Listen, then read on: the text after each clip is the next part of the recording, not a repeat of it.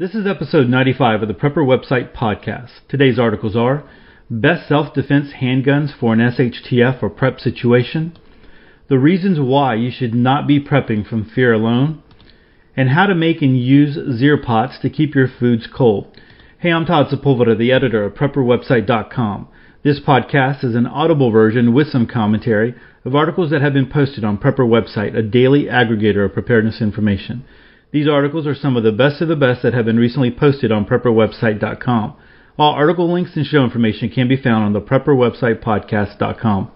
Hey, before I get started tonight, just a couple of shouts out. We did receive a couple of reviews on iTunes. I do really appreciate it.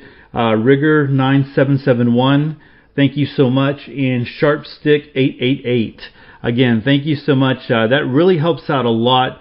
And now the reviews are starting to show up on iTunes. So I guess you need a minimum amount before they start showing up. And so now they're starting to show up, and that really helps get the algorithms, I guess, on iTunes to show us more when people start looking for podcasts. So really appreciate that. And then on episode 92, John left a comment. One quick tip, and I'm sorry, that was the episode where we talked about cooking rice and rice storage. And John left the tip. One quick tip for cooking rice. Once done cooking, rinse the rice with cold water to remove excess starch. This keeps the rice from becoming sticky. Also, Lowe's has BPA-free food-grade 5-gallon buckets with gamma lids for $10 each. This is the cheapest I've found. So thanks for passing along that information, John. Appreciate that. Yeah, I'm kind of excited to be back in Houston. I don't really announce it when I'm not in Houston, but I was in San Antonio for the ISTE conference, and that's the International Society for Technology in Education, and it's actually the biggest conference, of education and technology of its kind in the world. I mean, it's international, so there was people speaking all kinds of languages. I was in San Antonio, and it was my first ISTE. For those of you who don't know, I'm in education. That's what I do, my day job, I guess. But it was the biggest conference that I have ever been in ever, and so.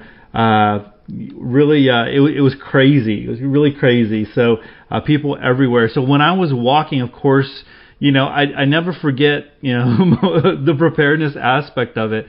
So there was a couple of things that kind of got me thinking there. First of all, there was a fire in the River Center Mall. And so those of you who are familiar with San Antonio, the convention center is right next to the mall.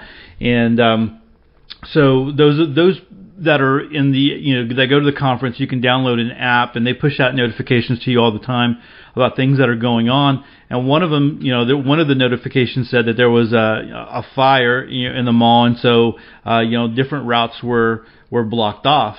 And so, okay, all right, I can understand that, and the mall would be closed. And that kind of sucked for me because in order to get to my hotel, it was a straight shot through the mall, so it was really easy for me. But when I went outside, I was really amazed by the police presence. There was fire trucks all over the place, and it wasn't just a little grease fire. It must have been a pretty big fire, because like I said, they shut down the mall for the whole day and didn't open it up till the next morning. But there was a lot of firemen around, but the police officer presence was big. And they were everywhere, and I was like, I was starting to wonder, was it really? Are they just saying it was a fire, a grease fire, and maybe it was something else? And so as I was walking back, I had to take the long way around to my hotel room, but I finally stopped and asked one of the police officers. I'm like, hey, are we sure that this is a fire, not maybe something terroristic or anything? And he says, no, it was a fire. We just we really support our firemen, and we want to come out here and make sure that they're safe. So we're not going to let cars pass through and while they're working out in the streets and going in and doing what they need to do. So that was kind of cool. But the spidey senses or the prepper senses get going, and you start wondering, man, what the heck's going on? The other thing is San Antonio, and especially where we were, was a very big tourist town. And so you have, people going out in all, because my district's a big district and there's a lot of vendors are always, inviting us to different receptions and things like that. And one of the receptions was in the evening time. And so, I'm traveling there and I'm a pretty big guy. So, I kind of walk up tall and straight, and I'm always paying attention to what's going on, because there are some people that are, on the streets, on the side of the streets and stuff like that you kind of wonder, right? And, everything was fine there, but I was totally amazed at the amount of women that were by themselves, that were kind of walking to hotel rooms by themselves, even during the day. Is still just kind of got me thinking, that's not safe. And then a lot of the times, everybody was on their phones because it was a technology conference. You have apps and things and all kind of Twitter and everything going off. And so people are, walking to the convention center. They're in the convention center. They're all over the place, with the, their heads are in their phones. And then a lot of the times they have the earplugs in, and or the earbuds in. I'm sorry, and listening to music or watching videos or whatever it is, and not really paying attention to what's going on. So it's just kind of like eye opening. All the people that really don't stay aware out there, and so just had me thinking. So that's kind of crazy. Hey, I am broadcasting live as well on the Facebook group while I'm recording tonight. And Brian says hi, Brian. Thanks for hanging with me tonight. So anyway, that conference was crazy, and then going down there and it was great. But I recorded Sunday, Monday, Tuesday night there in the hotel room. I was afraid that I was going to be a little too loud and people were going to complain, but no one complained, and so everything was good.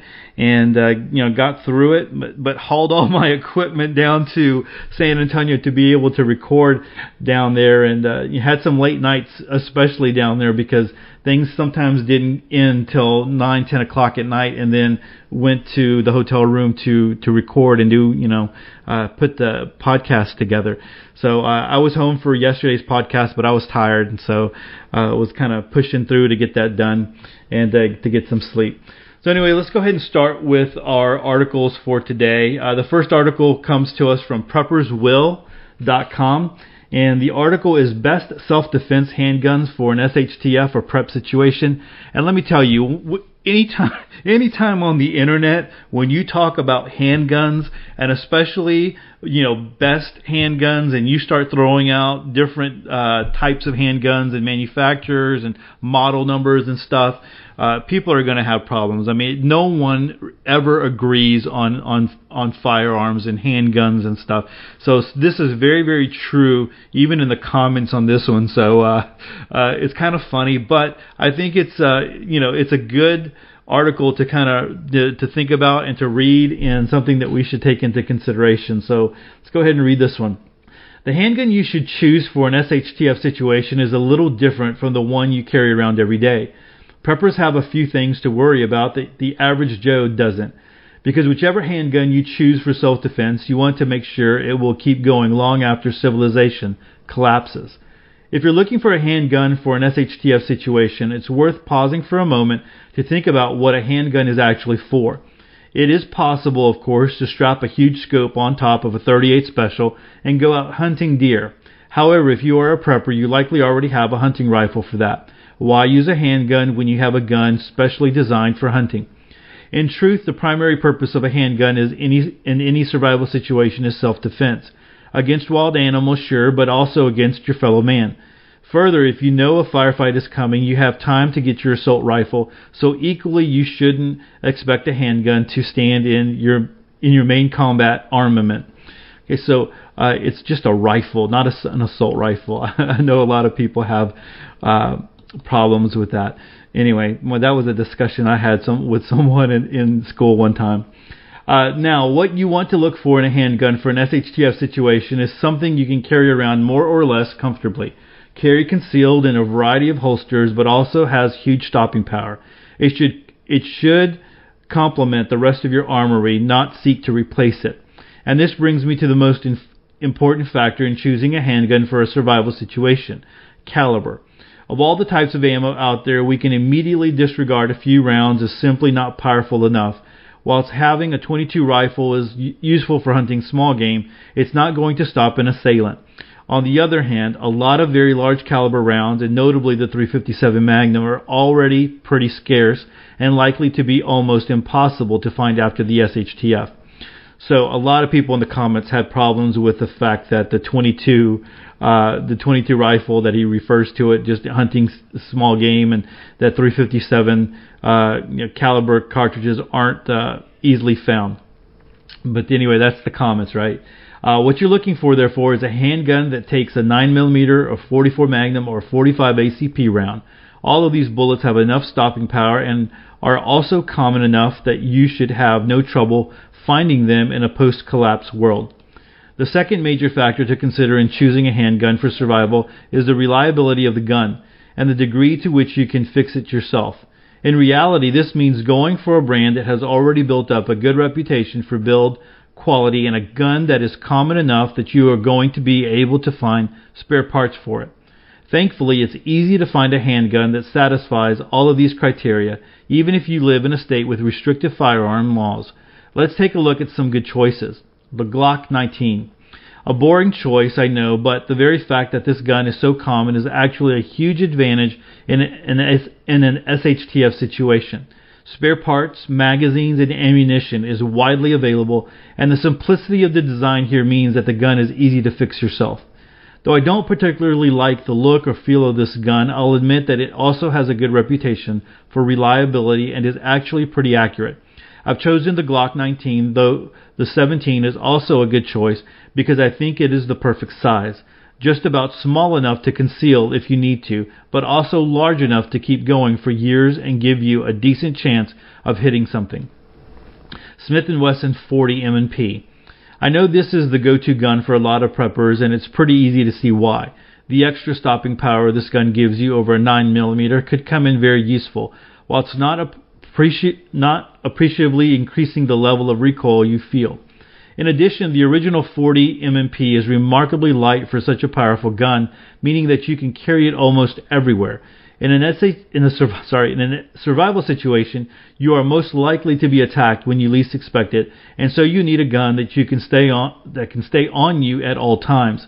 And of course, though, this gun achieves impressive accuracy with a bit of practice. Having 15 rounds in the magazine means you can miss a few times and not worry too much. Smith & Wesson 686 Magnum. I know, I said above that I wouldn't recommend a .357 Magnum, but if you already have one of the guns above, getting the classic might not be a bad choice. Though ammunition for it might run out pretty quickly, it will stop almost anything with one bullet, so as long as you use it sparingly, it's a great gun to have around. Ultimately, effective use of a firearm is more about familiarity and practice than about having the latest features. Though it can be tempting to buy a new gun, especially for SHTF situations, a gun is no better than the person shooting it. So if you have a reasonably powerful, fairly common pistol already, you already have a good gun for when the SHTF, as long as you know how to use it. So, article written by Sam Bucetta for Prepper's Will. Again, comments that were left were, just really get down on the author for what, some of the things that he said. Not too long ago, I did have a survey question on Ed That Matters, and the gun of choice. I mean, there was a lot, different brand names, manufacturers and models and all that kind of stuff. But really, Glock was the biggest. Glock 19, and then you had 1911s out there, but Glock 19 was the one that most people said that they usually carry. They have that gun. So it is a very, very popular firearm to have, and something to think about when you're talking about parts and stuff like that. I'm not a gunsmith, and so I don't know exactly what parts you would want to have as far as repair. Like what parts really would have problems long term, and so ones that you would want to stock. That might be something to look into too. That might be a good article to find. If anything was going to fail, like on a Glock 19, which parts would it be, and how can I order? Where can I go to order those parts so I have those extras? And so that might be something that someone can write out there. Someone who has a little bit more familiarity with those guns. All right, so let's go ahead and go on to our next article. And our next article comes to us from modernsurvivalblog.com. And the article is entitled, "The Reasons Why You Should Not Be Prepping from Fear Alone." All right, let's go ahead and read this one. And this is more of a philosophical one, but a good one. Is fear a motivator for your prepping and preparedness? Fear can certainly be a powerful motivator and is used often, too often, in the realm of prepping and preparedness. How many preppers and other websites are constantly filling their article titles with apparent fear-mongering day after day? Over the many years of our own online presence, I have written my share of article titles which have used choice words to instill an emotion of fear as motivation to take action. However, we don't constantly do it. While fear is a motivator, it is a negative motivator. Although using fear to instigate action does have its time and place, using it constantly will get old after a while. Yes, there are some pretty serious risks out there which ought to motivate us to become better prepared. But you know that what? There are some other pretty amazing reasons why you should not be prepping and preparing from fear alone. Independence. Oh my goodness, I must tell you how great it feels to travel down the road of independence. Sure, we'll always have laws governing us in today's world, some of them ridiculous. However, when you begin to unlock the shackles around your feet and the handcuffs on your wrists, a whole new world opens up before you. While the strict definition of independence is self-governing, not subject to control by others, and not being affiliated with a larger controlling unit, the thing is that although we are still governed, we can certainly reduce being subject to control by others. More the definition fits though, not requiring or relying on something else, becoming of independent means, and showing a desire for freedom. The point I'm making is this: the more able that you are to govern yourself, to take care of yourself, to do for yourself, the more independent that you will be and feel. And it is a good feeling. By taking steps down the path of prepping and preparedness, you will be lessening your dependence on others and other systems that may actually be controlling you, your actions, and your behavior because of your need for them. Self-reliance. Reliance on one's own efforts and abilities brings with it satisfaction, a sense of independence, and an inner strength that will make you a stronger and more powerful human being. The more that you can do for yourself, the more self-reliant that you become. The more self-reliant that you become, the less that you need from others and other systems. For example, the more food that you grow yourself, the less food you need from the grocery store. The more you acquire and store for later, the less you will need during a time of shortage. There are all sorts of examples, but you get the idea. Aesop's The Ant and the Grasshopper, MSB modified version. During a warm late summer evening, a grasshopper was partying about, drinking and dancing to its heart's content. An ant passed by, toiling with sacks of food and supplies on the way to its home. "Why not drop what you're doing and come party with me," said the grasshopper, "instead of wasting your time dragging all those supplies to your home?"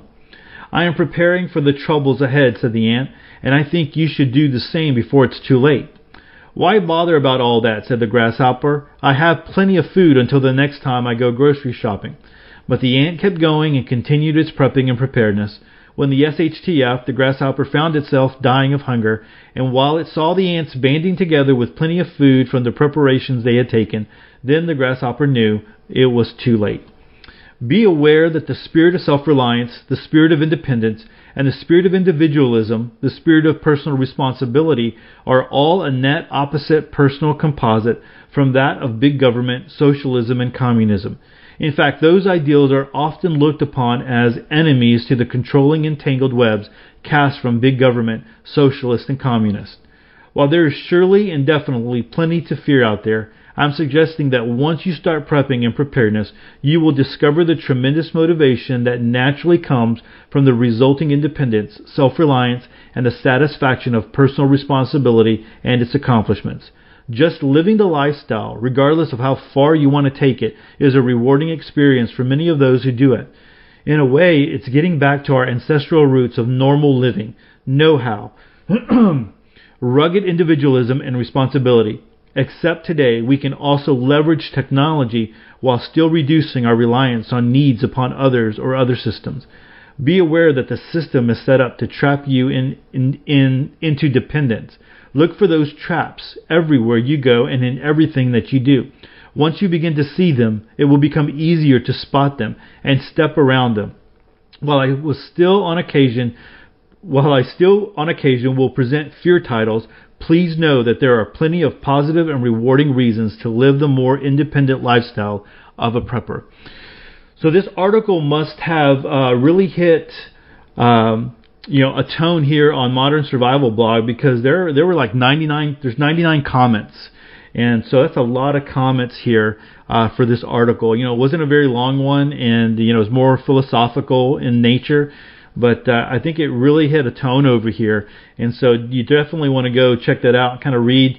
When there's 99 comments in an article, especially one that was released on the 27th, so 2 days ago, that's something that you can go read and see what people are saying, and probably will resonate with you as well.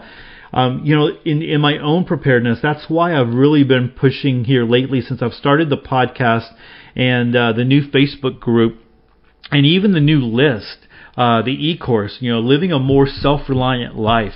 Because you eventually get to that point where you realize, you're preparing. That gives you a certain level of satisfaction. You're acquiring skill that brings you satisfaction. Hopefully you are getting debt free. Being debt free does more, I think, to help you feel that freedom, like Ken is talking about here in this article. Because when you're not tied to all that debt, there are other options that you have out there. So, for instance, if you got your dream job, but you had to take a little pay cut, if you are debt free and you don't have to worry about paying all these debts, then you can do it. If you are like, let's say Becca from Country Acres Homestead, where they finally moved. She was writing about homesteading and wanting to homestead, and finally had the chance to move and go do that. And they're able to feel that independence, but they were in a position where they were able to do that. And how many people, just today, it's funny, reading this article on Facebook, I saw there's a video. Maybe you have, I know that it's on YouTube, so I'm going to go grab it and I'll put it on episode 95 and link to it. It's called the Russian Hobbit. And so is a guy, he was a lawyer. I mean, of all things, he was a lawyer, and he just got kind of fed up with everything. He got fed up with life, and I wasn't able to listen to the actual, it was one of those videos where you can read what he's saying. But I mean, this guy kind of lives like in a hole in the ground, and he lives this self-reliant lifestyle, and man, it's crazy. So he's got solar panels and different things like that, but when they're taking this video, I mean, there's snow covering the ground, and he's chopping wood for fire and living very, very simply. And he had that ability to be able to do that. At some point, he was able to make that move and go do that. And so he wasn't prepping from fear, but that idea of independence and self-reliance. So good article here. Hopefully you feel that as well. If you're new to preparedness, if you're new to the podcast, you can go sign up for the email list and go come over to the prepper website, podcast.com, and sign up for the email list, and you'll be automatically enrolled in the free e-course, and you'll get a new email every week on a topic of self-reliance to help you start moving that way. And definitely you want to hit Prepper website as well. Tons of articles over there. All right, so good article here at Modern Survival Blog, and like I said, you want to go check out the comments over there. All right, let's go ahead and go on to the next article, and because it's Friday, I try to pull an article from the archives, and I haven't, for a time there, I was seeing a lot of articles on Zeer pots. And I haven't seen one in a long time, so I thought it would be good to bring out this article. It's not a very long one. There's not a lot to a Zeer pot, but there might be people that are new to preparedness and definitely new to the podcast who've never heard about a Zeer pot before. And so something to consider. So let's go ahead and read this one. This comes to us from preparednessadvice.com. Again, the title is How to Make and Use Zeer Pots to Keep Your Foods Cold. And this is an old article from 2013, July 25th, 2013. So pretty old out there. Well, not completely old, but a lot older than what we normally see. All right, so let's start reading. Zeer pots are simple cooling devices that is used in third world countries to store fruits, vegetables, and other foods. Now, they are not going to freeze your foods or replace your refrigerator.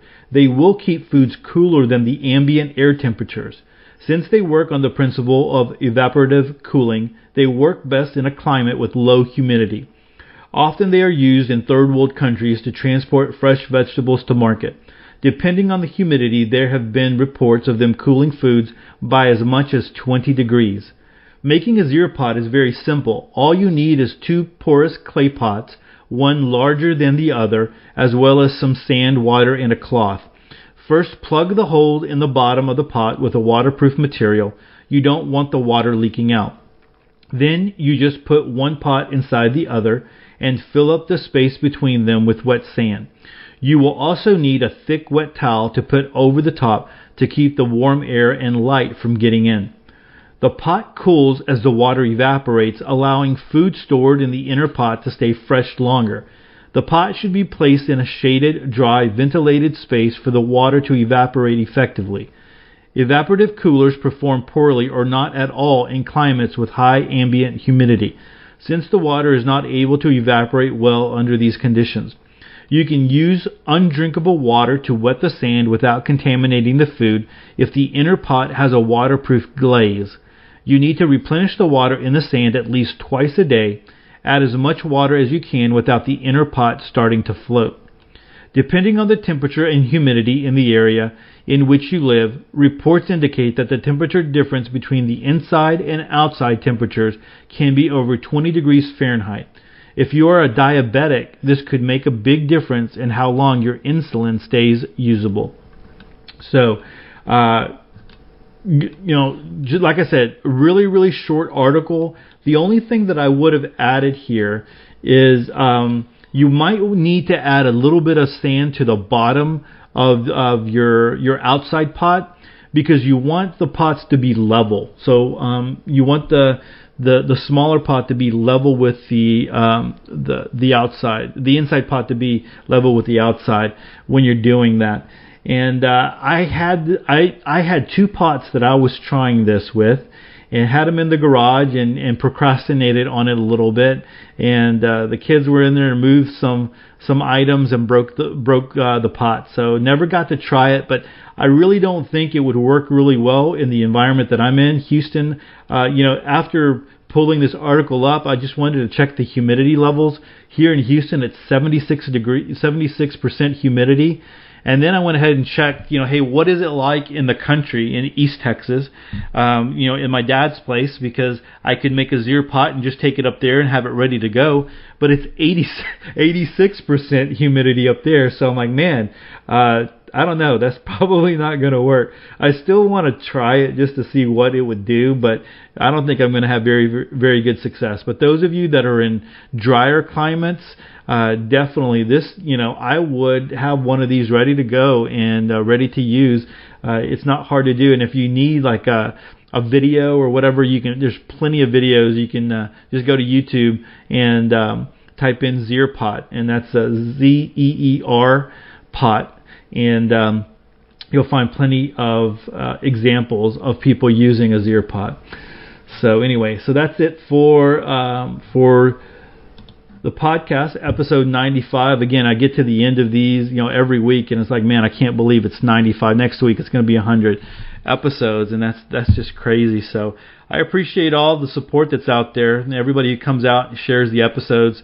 It really, really means a lot to me, because sometimes, you're doing it, and this is kind of really extra for me. I hope at some point it can be a financial benefit, because there is money going out. I mean, there are some things that are that I need to tighten up with on Prepper website. To be honest with you, I'll be sending out an email to the list on Prepper website, and there are some websites that I'm going to be moving over to.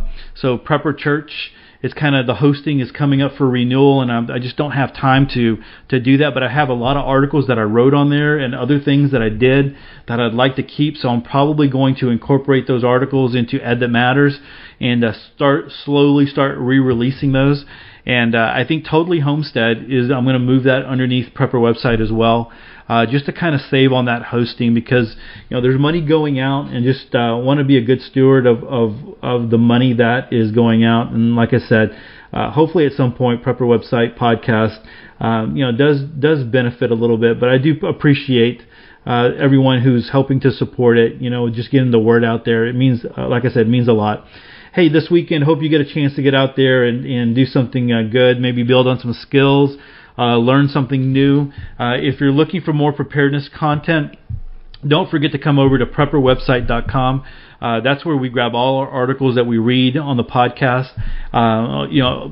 Many websites have given us permission to read their articles in full, and really appreciate that. And so, we grab their articles from Prepper website, and we have a lot of content over there, not only on the articles that we post every single day, but also in on the top right hand corner, you can go to, like, if you're interested in alternative news, or you're interested in conspiracy or DIY, frugal living, if you're interested in firearms and anything to deal with firearms, we have pages that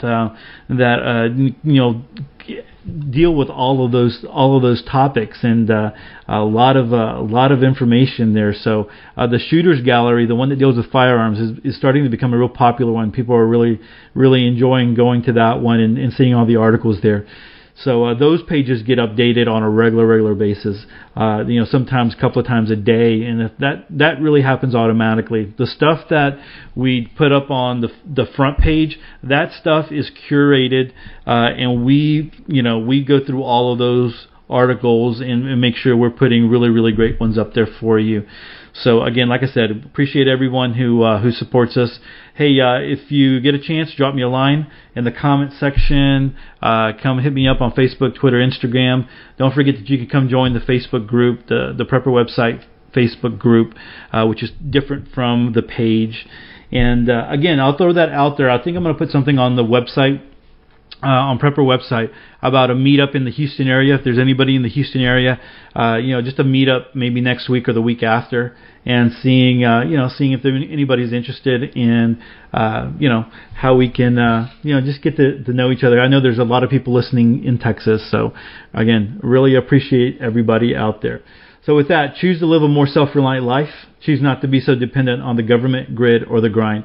Until next week, stay prepped and aware. Peace.